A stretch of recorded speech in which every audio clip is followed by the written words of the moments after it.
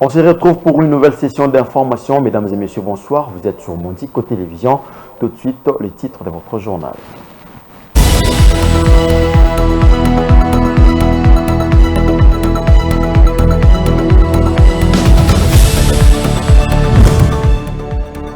La situation a été tendue ce mercredi 27 décembre autour de l'avenue Triomphale à Kinshasa devant le siège de l'ECD, parti politique de Martin Fayoulou, d'où devrait partir la marche des opposants pour dénoncer les irrégularités du processus électoral et réclamer l'annulation des scrutins. Des unités de la police déployées dans cette zone ont réprimé par des gaz lacrymogènes les quelques manifestants regroupés à cet endroit.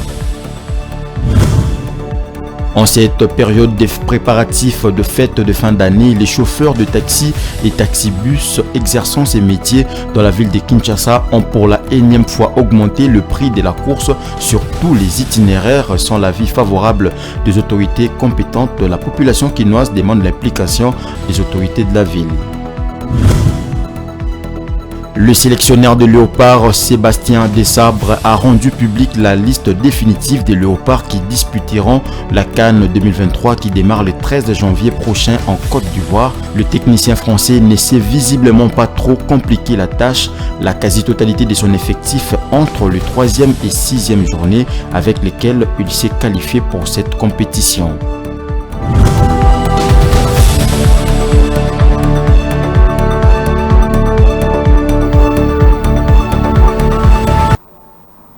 Mesdames et messieurs, bonsoir. Comme je l'ai annoncé au sommaire, des affrontements ont eu lieu ce mercredi entre les forces de l'ordre et le partisan de la plateforme Lamuka de Martin Fayoulou qui réclame l'annulation du scrutin combiné du 20 décembre dernier car pour lui, les résultats partiels donnés par la CENI ne sont pas corrects. Les forces de l'ordre ont dispersé à coups de gaz lacrymogènes quelques manifestants. Bijou Mouna et Vitem Panzou pour ces reportages. La marche prévue ce mercredi 27 décembre par les 5 candidats à la présidentielle réclamant l'annulation des scrutins combinés du 20 décembre 2023 n'a pas eu finalement lieu. À la place, les partisans de Martin Fayoulou, coordonnateur de la plateforme Lamuka, réunis devant le siège du parti ECD, situé sur le boulevard Triomphal dans la commune de Kasavubu, s'y sont affrontés avec les forces de l'ordre déployées pour réprimer la marche.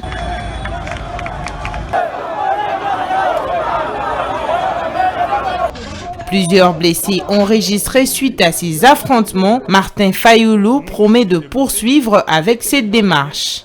La police s'est comportée comme une milice. Elle s'est associée avec la milice de l'UDPS. Donc on peut dire aujourd'hui qu'au Congo, on n'a pas de police, on a une milice. Alors, voilà un chargeur de douilles, des balles. Voilà la balle qui est tombée juste à côté de moi. Donc la police a visé. La police veut nous éliminer, mais elle n'a pas pu, elle ne pourra pas. Okay? Là, la stratégie était très claire, que nous nous avançons petit à petit, et la grande masse arrive ici à midi. Et là, dès que la grande masse arrive, nous partons. Et la police, certainement dans ses renseignements, elle a su ça. Et à 11h moins le quart, elle a lancé l'assaut. Le monde entier a vu que nous avons organisé une manifestation pour réclamer et dire à la face du monde que nous n'accepterons pas les simulacres d'élection de M. Kadima et les résultats qu'il est en train de donner. En dehors de toute procédure normale, en violation totale de la loi électorale. Mais nous allons continuer avec les manifestations. Le processus électoral appartient au peuple congolais. Et le peuple congolais doit réagir. Moi, je suis leader. Donc, j'ai donné l'assaut et j'ai dit à ce peuple, comme on m'appelle commandant du peuple, j'ai dit à ce peuple de ne pas accepter ces élections et les résultats qui s'en suivront. Donc, nous allons continuer et les manifestations vont avoir lieu partout dans le pays, pas simplement à Kinshasa. Les blessés ont été acheminés à l'hôpital olympique pour la prise en charge. C'est vrai que nous étions surpris de recevoir un bon nombre de malades qui seront venus d'une marche organisée aujourd'hui. Alors en termes de nombre, nous avons eu à recevoir un total de 15 malades avec des blessures plus ou moins graves que nous avons gérées. En ce moment, nous pouvons dire qu'on contrôle la situation. Et nous, en tant que médecins, nous sommes surpris. D'abord, c'est pour ça que moi, j'étais surpris de voir de telles manifestations et surtout les coups qu'ils ont reçus, que ça venait des policiers. Alors, c'est quand même grave et ce n'est pas vraiment tolérable. Nous pensons qu'à l'avenir, qu'il y aura plus des agissements assez courtois envers les gens qui font leur marche, si cela a été autorisé, bien sûr, pour éviter de pareils dégâts. Surtout que ce sont des jeunes, que la plupart que nous avons sont des jeunes. Alors ça dérange un peu. À noter que malgré les tensions qui règnent autour du processus électoral, la centrale électorale, quant à elle, continue la publication des résultats des scrutins du 20 décembre 2023. Juste après ces échauffourées, les membres de la plateforme Lamouka ont tour à tour exprimé leur mécontentement sur le processus électoral qu'ils jugent chaotique. Ils demandent l'annulation du scrutin du 20 décembre parce que selon eux, il y a eu bourrage et les élections sont un simulacre. Ils étaient au micro de Vitempanzou et Bijou Lumuna. Aujourd'hui, comme vous le constatez ici, le peuple congolais est descendu dans la rue pour exiger l'annulation pure et simple des élections du 20 décembre.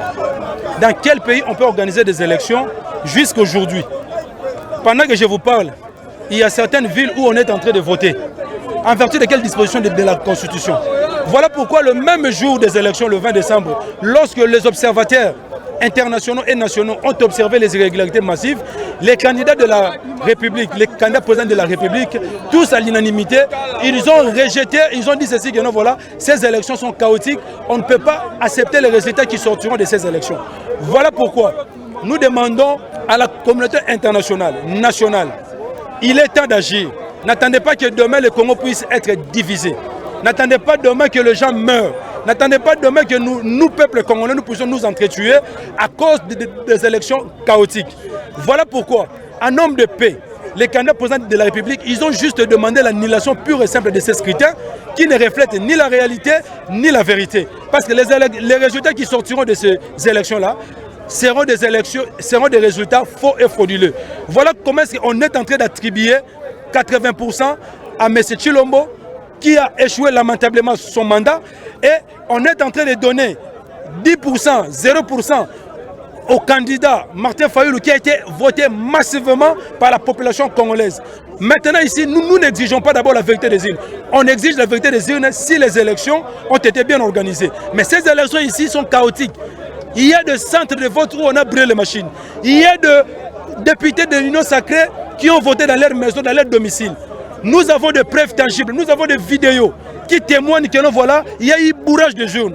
On ne peut pas accepter les résultats qui sortiront de ces élections. Jusqu'à là, Kadima ne sait pas justifier le nombre de centres de vote qui ont fonctionné du 20 jusqu'à aujourd'hui.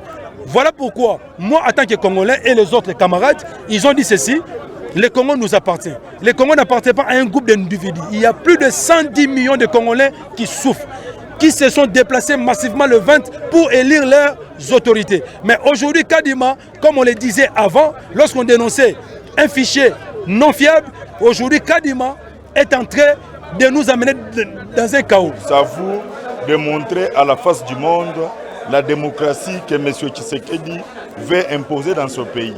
Et ce qu'il vient de faire, il doit comprendre que le peuple congolais ne va pas se laisser faire.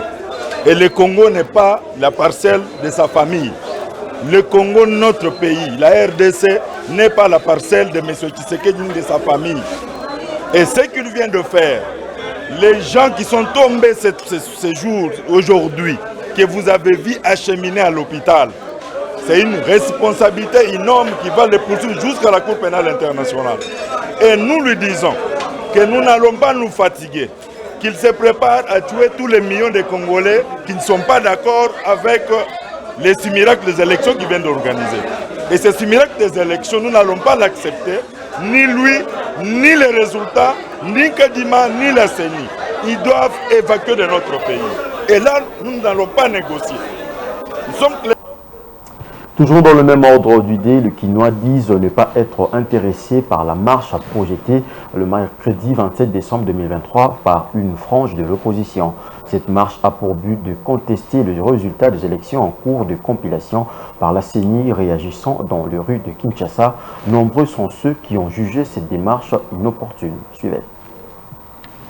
Dans les rues de Kinshasa, c'est la publication partielle des résultats de l'élection présidentielle du 20 décembre par la Commission électorale nationale indépendante qui domine les débats. Les Quinois suivent avec attention la CENI qui égrène le résultat du vote circonscription électorale par circonscription. Ces résultats sont encore partiels et ne représentent même pas 20% du vote total. Dans la foulée, une frange de l'opposition a lancé un appel à manifester ce mercredi, une démarche qualifiée d'anticonstitutionnelle par cet homme. En démocratie, les marches sont permises. C'est ce que je peux dire, mais pour l'instant, là, je ne vois pas l'opportunité de cette marche. Donc, qu'ils prennent leur mal en patience, qu'ils attendent à la fin de la proclamation. Mais sinon, s'ils veulent le faire, je crois qu'il y a des canaux appropriés, mais aussi le gouvernement et de la RDC, mais aussi, pas le gouvernement, le gouverneur de la ville, je crois qu'il ne pourra pas leur donner cette opportunité-là, parce qu'il doit protéger la population. On n'a pas besoin de bain de sang de la population. Nous voulons garder notre peuple, que le meilleur gagne. Alors, qui donne l'occasion à la CENI de continuer à proclamer les élections et les résultats.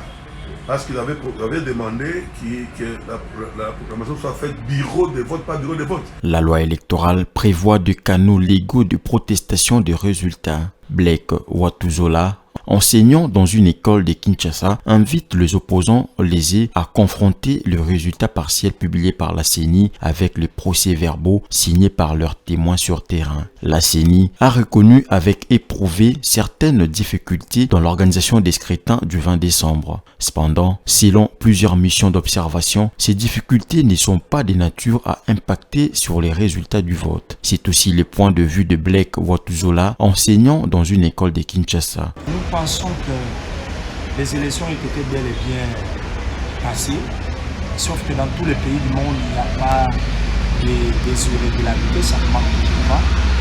Même comme ça, les États-Unis, partout ailleurs, en Europe ou chez les Occidentaux de manière particulière, il y a eu toujours des irrégularités parce que ces élections ont eu lieu avec la machine. La machine a toujours des imperfections. Mais sauf qu'il y a eu des témoins sur terrain et des témoins peuvent aussi également témoigner à leur tour qu'ils ont trouvé les candidats qui ont été choisis, les candidats qui ont été choisis. Et moi je pense que de manière scientifique et de manière stricte et beaucoup plus large si nous voulons être, nous ne pouvons pas organiser les oppositions. L'opposition, une marche, disons, des opposants, parce que ça ne vaut pas la peine. La loi électorale prévoit des canaux légaux de protestation des résultats. Il est donc important de privilégier ces canaux et éviter au pays des troubles qui peuvent impacter sur le quotidien de la population. C'est ce que pense Célestin, un artiste. Je suis satisfait que la CENI puisse respecter le calendrier électoral. Vous savez, dans notre pays, nous avons des habitudes que chaque fois qu'on arrive proche des élections, on a toujours tendance à prolonger.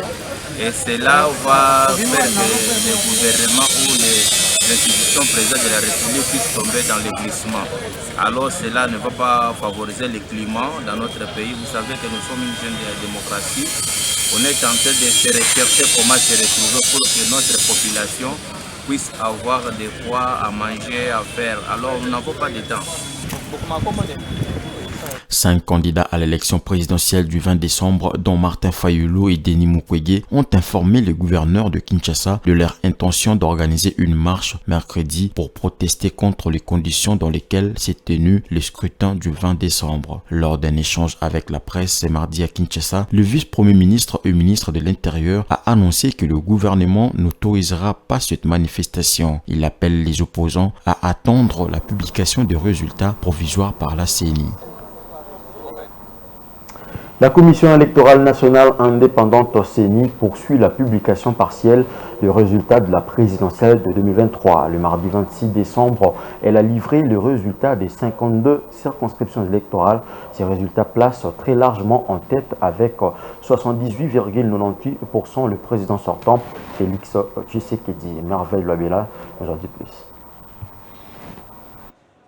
La soirée électorale du 26 décembre 2023 au centre Bossolo a été très abondante. La CENI a présenté les résultats partiels de 52 circonscriptions électorales disséminées à travers le pays. Il s'agit entre autres de Lubero et Ouilekale dans le Nord Kivu, Demba et Dibelenge dans le Kasaï central, Bunia et Kindouville au Maniema, Mobaïmbongo au Nord Ubangi, Songololo et Lukula au Congo central, Funa et Tchangu à Kinshasa, sur un total de 6 122 452 des suffrages exprimés. Le candidat Félix Tshisekedi arrive en tête avec 78,8%, suivi de Moïse Katumbi avec 14,27% et Martin Fayoulou en troisième position avec 4,23%.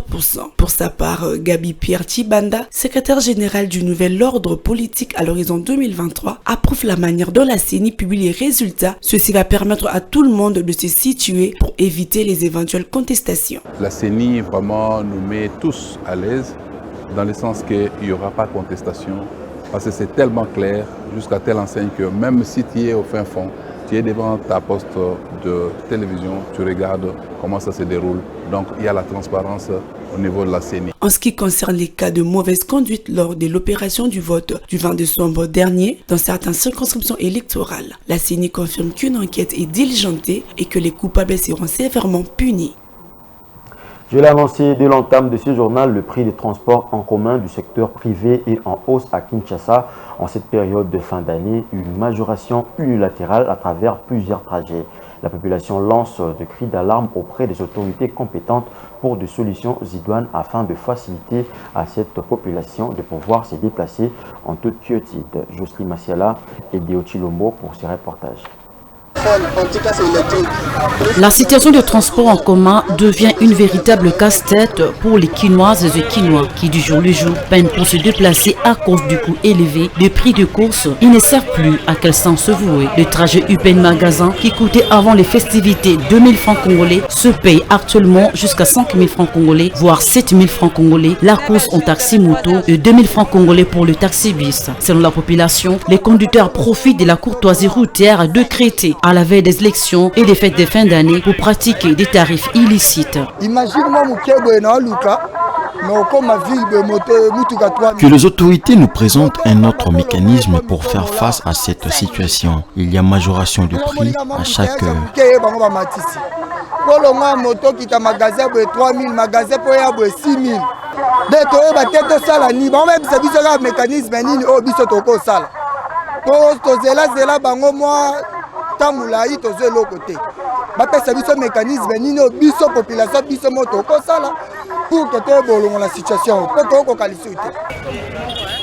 Les conducteurs de transport en commun justifient cette augmentation de prix par la hausse du prix de carburant. À cela s'ajoutent les embouteillages qui se créent de part et d'autre. Que l'on puisse revoir le prix de carburant en mettant en place un grille tarifaire comme à l'époque de l'ancien gouverneur Kimbuta. Tout redeviendra en ordre puisque là, tout conducteur fixe le prix selon son propre gré. Nous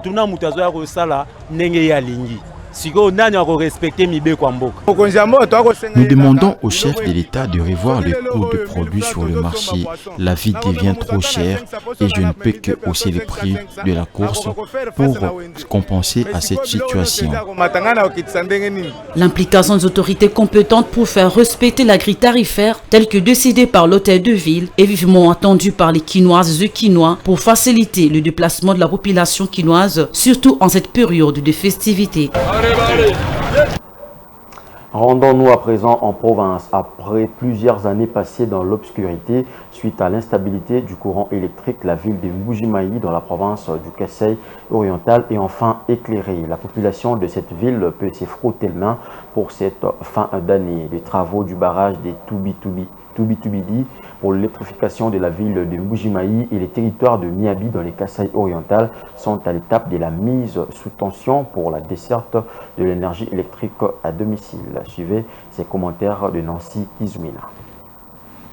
Enfin, la population de la ville de Mbujimayi au Kasaï oriental peut se frotter le main pour pour cette bonne nouvelle. Le courant électrique du barrage de la centrale hydroélectrique de Toubi-Toubidi sera installé sur toute la ville dans un long de temps, ce après plusieurs mois d'attente. Dans cette perspective, la sous-station implantée au site PMKO à Bunjimaï a été récemment alimentée en énergie électrique provenant de cette source. Ceci marque la phase butoir de l'électrification progressive de la capitale diamantifère, longtemps inondée dans l'obscurité due à l'instabilité du courant électrique. Cette situation tant décriée par la population était à la base du dysfonctionnement de plusieurs entreprises des commerces censés offrir leurs services à la communauté. Si certaines se servaient des groupes électrogènes et des panneaux solaires pour se ravitailler en énergie électrique et fonctionner, d'autres cependant étaient contraires de fermer leurs portes suite à cette problématique. Avec les courants de la centrale hydroélectrique de Toubi-Toubidi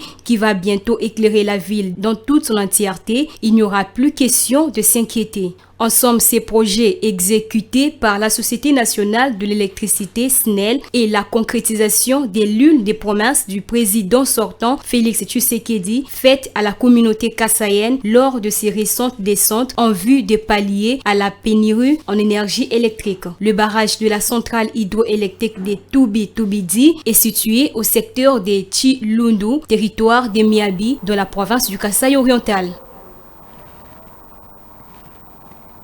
Un mot des sports dans ce journal, le sélectionneur national de la République démocratique du Congo, Sébastien Desabres, a rendu publique la liste des 24 léopards retenus pour la grande messe du football africaine qui se jouera au mois de janvier et février de l'année 2024 en Côte d'Ivoire. David Diembi nous en dit plus.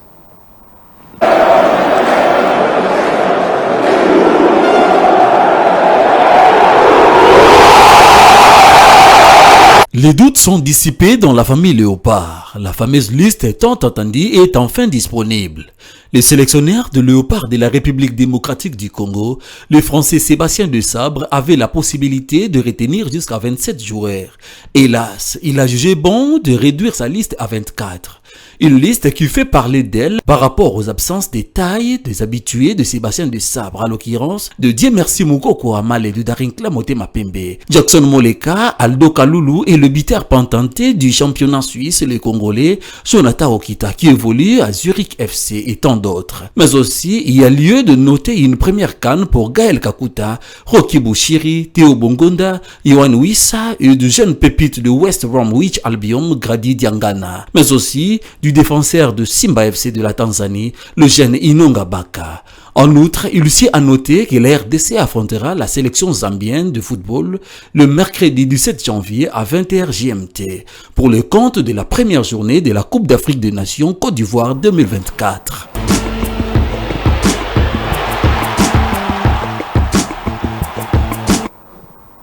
Ce journal est terminé, je vous en rappelle tout de suite les principaux titres.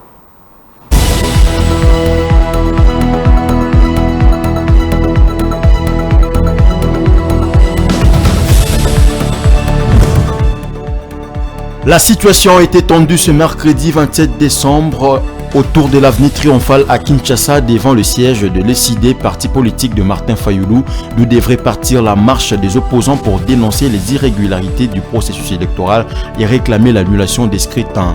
Des unités de la police déployées dans cette zone ont réprimé par des gaz lacrymogènes les quelques manifestants regroupés à cet endroit.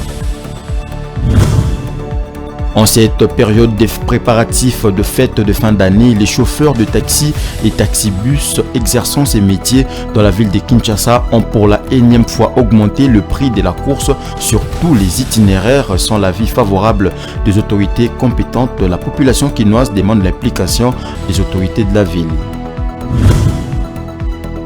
Le sélectionneur de léopards Sébastien Desabres a rendu publique la liste définitive des léopards qui disputeront la CAN 2023 qui démarre le 13 janvier prochain en Côte d'Ivoire. Le technicien français ne s'est visiblement pas trop compliqué la tâche. La quasi-totalité de son effectif entre le 3e et 6e journée avec lesquelles il s'est qualifié pour cette compétition.